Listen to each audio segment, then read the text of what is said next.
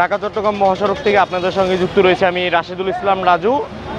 আমি বর্তমান যদি আপনাদের ঈদযাত্রার খবর যদি জানাতে চাই তাহলে বলতে হচ্ছে যে আজ সকাল থেকে ঢাকা চট্টগ্রাম মহাসড়কে ঘরমুখ যাত্রীর চাপ তুলনামূলক কম রয়েছে। একই সঙ্গে যানবাহনের চাপ বেশি থাকলেও যাত্রী না থাকায় বাসের যে চালক বা হেল্পার রয়েছেন তাদেরকে হাঁকডাক বেশি শোনা যাচ্ছে। আপনাদের আরেকটি বিষয় জানিয়ে রাখি যে গতকাল দুপুরের পর থেকে এই মহাসড়কে যাত্রীর চাপ প্রচুর ছিল এবং এক পর্যায়ে ঢাকা চট্টগ্রাম মহাসড়কে যে সার্ভিস লেন রয়েছে এখানে তীব্র যানজটের সৃষ্টি হয়। এদিকে আপনাদের আরেকটি বিষয় জানিয়ে রাখি যে ঢাকা চট্টগ্রাম মহাসড়কের সাইনবোর্ড থেকে মেঘনাঘাট টোল প্লাজা পর্যন্ত যেসব পয়েন্টগুলোতে যানজটের সংখ্যা রয়েছে ওইসব পয়েন্টগুলোতে হাইওয়ে পুলিশের পাশাপাশি জেলা পুলিশ এবং র্যাব 11-র একাধিক টিম এখানে তারা কাজ করে যাচ্ছেন এবং এখনও পর্যন্ত ঢাকা চট্টগ্রাম মহাসড়কে কোনো বড় অপ্রীতিকর ঘটনা শুনতে পাওয়া যায়নি।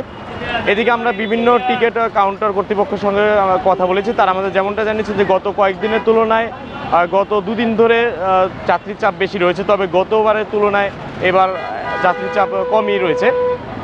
এদিকে যাত্রীদের সঙ্গে আমাদের কথা হয়েছে, তারা আমাদের বাড়তি ভাড়া আদায় করার অভিযোগ জানিয়েছেন। তারা যেমনটা জানিয়েছেন যে নির্ধারিত ভাড়ার চেয়ে 100 থেকে 200 টাকা ঈদ সালামি বলে বেশি টাকা আদায় করা হচ্ছে। তবে এই বিষয়গুলো কিন্তু বরাবরের মতন অস্বীকার করেছেন টিকিট কাউন্টার কর্তৃপক্ষ। এদিকে এই বাড়তি ভাড়া আদায়ের বিষয়ে আমরা জেলা প্রশাসন হাইওয়ে পুলিশের সঙ্গে কথা বলেছি, তারা বলেছেন যে সুনির্দিষ্ট অভিযোগের ভিত্তিতে অবশ্যই তারা অভিযান পরিচালনা করবেন।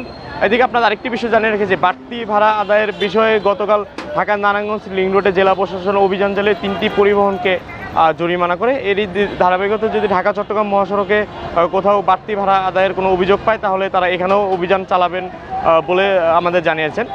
আপনাদের আরেকটি বিষয় জানিয়ে রাখি যে ঢাকা চট্টগ্রাম মহাসড়ক এটি অন্যতম একটি ব্যস্ততম মহাসড়ক, যে মহাসড়ক দিয়ে 17টি জেলার প্রায় 30 থেকে 35 হাজার যানবাহন প্রতিদিন চলাচল করে থাকে।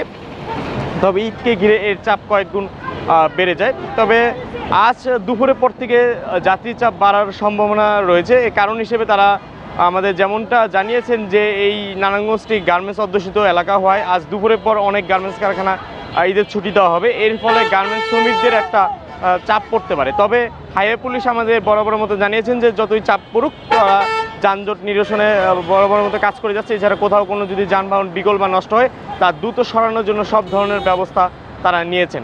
সুপ্রিয় দর্শক মণ্ডলী, এই ছিল মূলত ঢাকা চট্টগ্রাম মহাসড়কের নারায়ণগঞ্জের শিমরেল মোড়ের সর্বশেষ অবস্থা।